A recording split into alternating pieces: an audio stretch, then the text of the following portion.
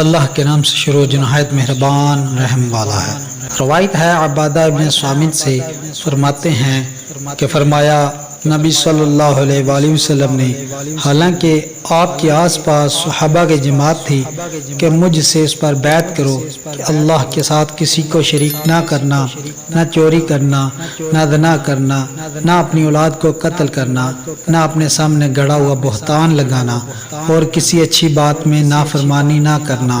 تم میں سے جو وفائے عہد کرے گا اس کا ثواب اللہ کے ذمہ کرم پر ہے، اور جو ان میں سے کچھ کر بیٹھے اور دنیا میں سزا پا لے تو وہ سزا کفارہ ہے، اور جو ان میں سے کچھ کر لے پھر رب اس کی پردہ پوشی کرے تو وہ اللہ کے سپرد ہے، اگر چاہے معافی دے دے چاہے سزا دے، لہذا ہم نے اس پر آپ سے بیعت کی۔ مسلم و بخاری۔ حدیث، آپ کا نام عبادہ کنیت ابو الولید ہے، آپ نقیب الانصار ہیں، پہلی اور دوسری بیعت عقبہ میں شامل ہوئے، جمع قرآن کرنے والوں میں آپ بھی تھے، بدر اور تمام غزوات میں شریک رہے، عہد فاروقی میں شام کے قاضی رہے، حمص میں مقام تھا، فلسطین کے مقام رملہ میں 72 سال کی عمر پا کر 34 ہجری میں وفات پائی۔ اصحابہ اسباق سے بنا بمانا مضبوطی، اب 10 سے 40 تک کی جماعت کو اصحابہ کہا جاتا ہے۔ یہ بیعت تقویٰ ہے، یعنی آئندہ شرک، چوری، زنا وغیرہ نہ کرنا، ورنہ یہ جماعت صحابہ بیعت اسلام تو پہلے ہی کر چکی تھی۔ آج کل جو مشائخ کے ہاتھ پر بیعت تقویٰ کی جاتی ہے اس کی اصل یہ حدیث ہے، حضور نے صحابہ سے جہاد پر بھی بیعت لی ہے، چونکہ عرب میں یہ گناہ زیادہ مروج تھے، بلکہ زنا اور لڑکیوں کے زندہ دابنے پر فخر کیا کرتے تھے، اس لیے حضور نے ان کی تاکیدی ممانعت فرمائی، چونکہ بہتان سن کر بھی لگایا جاتا ہے اور گھڑ کر بھی،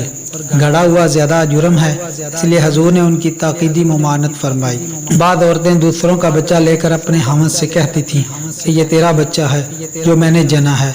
اس فرمان میں اس جانب بھی اشارہ ہے،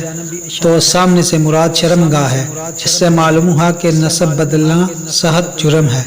نہ میری، نہ علماء کی، نہ حکام کی، نہ ماں باپ، نہ شیخ کی، جو بھی اچھی بات کا حکم دے اس کی بات مانو، یاد رہے کہ حضور جو بھی حکم دیں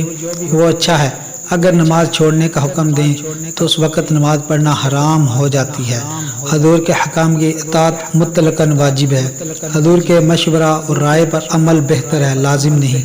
یہاں معروف کی قید حضور کے لیے واقعی ہے اور دوسروں کے لیے اعتراضی، کیونکہ بری بات میں بادشاہ وغیرہ کسی کی اطاعت نہیں۔ میں اشارتاً فرمایا گیا کہ ان اطاعتوں کا بدلہ دنیا میں ہی لوگوں سے نہ چاہو، اخلاص اختیار کرو، انشاءاللہ دنیا اور آخرت میں اجر پاؤ گے۔ کفر کے سوا کوئی اور جرم جس کی سزا شرعاً مقرر ہو، جیسے زنا، چوری، شراب خوری، یا مقرر نہ ہو، تعزیر بھی ہو جیسے لواطت وغیرہ، یا نہ ہو جیسے ترک نماز وغیرہ۔ اکثر علماء فرماتے ہیں کہ حدود اور تعزیرات گناہ کا کفارہ بن جاتے ہیں، جس کے بعد اس جرم کی سزا انشاءاللہ آخرت میں نہ ملے گی۔ بعض نے فرمایا یہ سزائیں حق عبد کا کفارہ ہیں، حق اللہ توبہ سے ہی معاف ہوگا۔ رب فرماتا ہے وَمَن لَّمْ يَتُبْ فَأُولَٰئِكَ هُمُ الظَّالِمُونَ، مگر حق یہ ہے کہ مجرم کا اپنے کو سزا کے لیے پیش کر دینا ہی توبہ اور کفارہ ہے۔ اس میں اشارتاً فرمایا گیا کوئی شخص اپنے چھپے گناہ کو ظاہر نہ کرے، حق عبد ضرور ادا کر دے۔ اس میں اس آیت کی طرف اشارہ ہے ان اللہ لا یغفر ان یشرک بہ ویغفر ما دون ذلک لمن یشاء، یعنی کفر پر مرنے والے کی بخشش نہیں، باقی تمام گناہگاروں کے لیے گنجائش ہے۔